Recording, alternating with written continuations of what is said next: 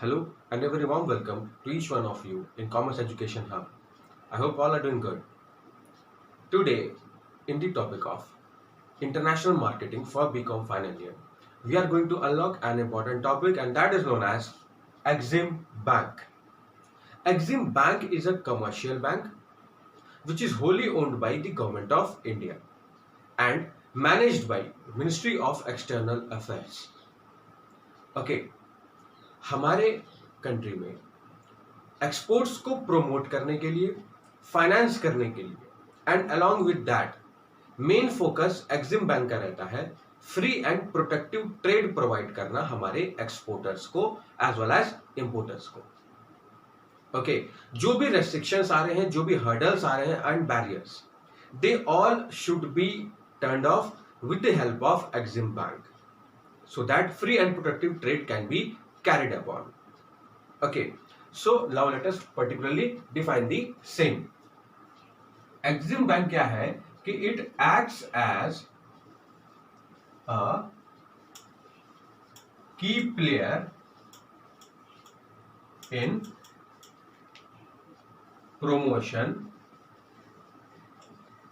of cross border trade. जो भी overseas activities हमारे एक्सपोर्ट्स में हो रही हैं, इंपोर्ट्स में हो रही हैं, उनको आप कह लीजिए कि की प्लेयर है. Means it is the main round of आप करके इसको देखते हैं तो ये मेन की प्लेयर है. It is a main role player और you can say which acts as the promotion of cross border traders. Okay, अब ये जो क्रॉस बॉर्डर ट्रेड है इसमें आपके आ जाते हैं दोनों, exports as well as imports. It includes the same. Okay, now let us have a kind of introduction regarding the same. अब एक्सिम बैंक का क्या है, एस्टैब्लिशमेंट हुआ था 1 जनवरी 1982 को. Okay, it has its headquarters at Mumbai in Maharashtra and it works with a team of 12 directors. 12 निर्देशकों की टीम इसे मिलकर के सुचारू रूप से संचालित कर रही है. Clear. Now let us see some roles of the Exim bank. The roles include, the first one is for promotion and financing exports. ओके, जितने भी हमारे एक्सपोर्ट्स और इंपोर्ट्स है, आयात व निर्यात, इन दोनों में आप कह लीजिए कि आयात में भी हाई इन्वेस्टमेंट है और निर्यात में भी हाई इन्वेस्टमेंट है. Exports and imports both. और इन इन्वेस्टमेंट्स को फाइनेंशियल इंस्टीट्यूशन से इजीली एक्सपोर्टर्स और इंपोर्टर्स तक पहुंचवाना और जो भी हर्डल्स और बैरियर्स इन एक्टिविटीज में आते हैं उन्हें दूर करना मेन रोल है हमारे एक्सिम बैंक का. Okay, along with that it is supporting other financial, I'm writing it in short form, institutions engaged in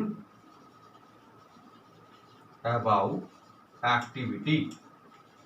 अब इस कार्य से संबंधित यानी कि प्रमोशन एंड फाइनेंसिंग से related if there are other financial institutions, for example the commercial banks or financial institutions, okay, which are lending loan or credit as a lender to the exporters or the importers, will be having support by Exim Bank. Exim Bank उन्हें हमेशा support out करेगा.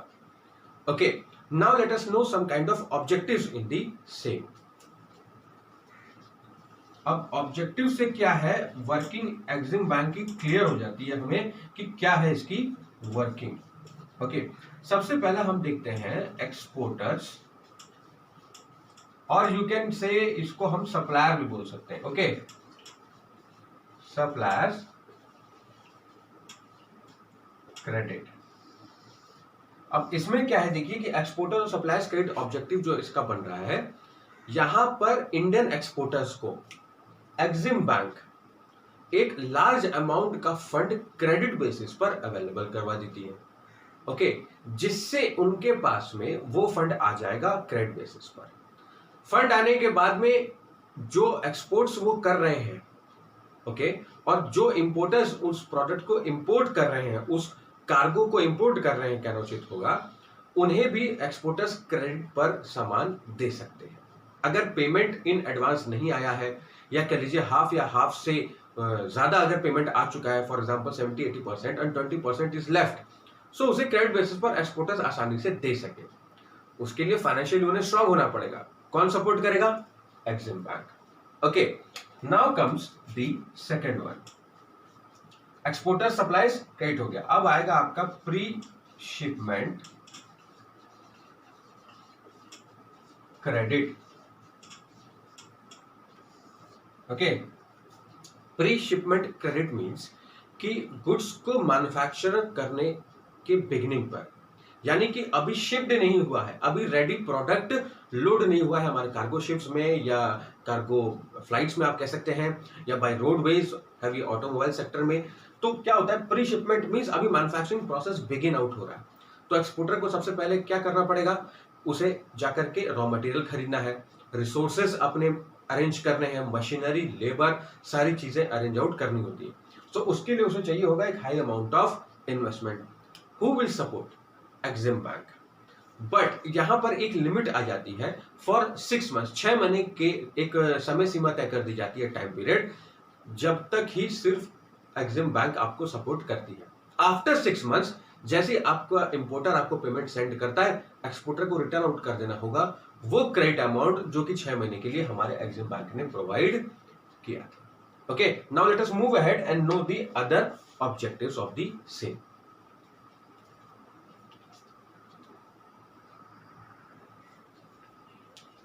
Yeah, now let us continue with the other objectives regarding the same. So next objective हमारा जो third आ रहा है यहाँ पर, वो आ रहा है आपका ओवरसीज इन्वेस्टमेंट फाइनेंस। क्रेडिट की फैसिलिटी अवेलेबल करवाई जाएगी ओवरसीज इन्वेस्टमेंट के लिए। ओके, इट मींस कि जो भी प्रोजेक्ट्स अब्रॉड पर सेटअप है, ओवरसीज सेटअप है फॉरेन कंट्री में, वहां पर उस प्रोजेक्ट को फाइनेंस करने के लिए अगर एक exporter as a joint venture एक कंपनी के साथ वर्कआउट कर रहा है, या उसने अपनी ही एक्सपोर्ट कंपनी की एक यूनिट और यू कैन से इकाई वहां पर एस्टैब्लिश आउट करवा रखी है, सो वहां पर भी इन्वेस्टमेंट कौन प्रोवाइड करवा देगा आपको इजिली? इंडियन एम्बेसी के माध्यम से, एक्सिम बैंक। बिकॉज देखिए पॉलिटिकल बैरियर्स, ओके, और आप कह सकते हैं कि बिजनेस, ये बहुत प्रकार के बैरियर्स आने ही आने हैं। राजनीतिक व व्यापारिक संबंध अगर आपके पॉजिटिविटी के उसमें चल रहे हैं तब तो it is well and fine, it will be accepted. But वो देश आपके राजनीतिक अगर संबंध अच्छे नहीं है तो इन्वेस्टमेंट में प्रॉब्लम आती है। और उन इकाइयों को, उन यूनिट्स को या जॉइंट वेंचर्स को इन्वेस्टमेंट उस टाइम पीरियड पर या इस बैड टाइम्स पर, हार्ड टाइम्स पर कैसे मिलेगा? एक्सिम बैंक के माध्यम से। Okay, now comes the fourth one, that is foreign currency lines. Foreign currency lines यानी कि विदेशी मुद्रा में आपको यहां पर क्रेडिट बेसिस पर लोन अवेलेबल करवा दिया जाता है। जो भी इंडियन एक्सपोर्टर्स एंगेज्ड हैं ऐसी एक्टिविटी में जिसमें एक्सपोर्ट्स हैं और वो एलिजिबल है, ओके, वो उसके लायक हैं, तो क्या होता है कि हमारी सरकार उन्हें अवेलेबल करवा देती है फॉरेन करेंसी, विदेशी मुद्रा। इससे क्या होता है कि जो इंपोर्टिंग कंट्री है उससे जो ट्रेड है वो और थोड़ा सा इजी मैनर में आप कैरी ऑन कर पाते हो। ओके, अलॉन्ग विद दैट अब इसमें एक एग्जांपल हमारे लिए होना जरूरी है, it will become more easy for us to understand, that is कि अगर हमें कोई मशीनरी इंपोर्ट करनी है उस प्रोडक्ट को मैन्युफैक्चर करने, फॉर एग्जांपल मैं यहां से प्रोडक्ट मैन्युफैक्चर करके एज एन एक्सपोर्टर ओमान भेजना चाह रहा हूं, मेरे पास मशीनरी नहीं है उस हाई टेक्नोलॉजी की और मैंने ऑर्डर्स ले लिए हैं इन एडवांस, तो अब उस मशीनरी को मैं इंपोर्ट करवाता हूं मान लीजिए दुबई से। सो अब दुबई में अगर वहां की करेंसी दिरहम्स है या रियाल है तो वहां की उस करेंसी पर मुझे ट्रेड करने में आसानी होनी चाहिए। क्योंकि जब भी मैं उन्हें पेमेंट करूंगा तो उनकी करेंसी में करना होगा, कन्वर्जन चार्जेस मेरे कम लग सके, इसके लिए गवर्नमेंट यहाँ पर एक्सिम बैंक के माध्यम से एक्सपोर्टर्स को सपोर्ट कर देती है उस फॉरेन करेंसी को दे करके। अब मुझे जैसी करेंसी मिलेगी दुबई जैसे कंट्री की, तो उस मुद्रा मैं उनसे डील आउट करूंगा, पेमेंट करूंगा, और राइट द मोमेंट मेरी मशीनरी वहां से एक्सपोर्ट करके मैं उसे इंपोर्ट करके लूंगा, यहाँ मैन्युफैक्चर करूंगा product, and there I will be sending it to my importer. So this is the channel how it works. Okay, so these were the objectives of Exim Bank, but mainly जो की role है यहाँ पर Exim Bank का वो ये है कि आपको प्रोवाइड करता है वो promotion of cross border trade as well as make you as an exporter और an importer have free and protective trade, which is of more importance. Hope you would have understood the topic. Prepare your own notes and study the same from your book. Thank you.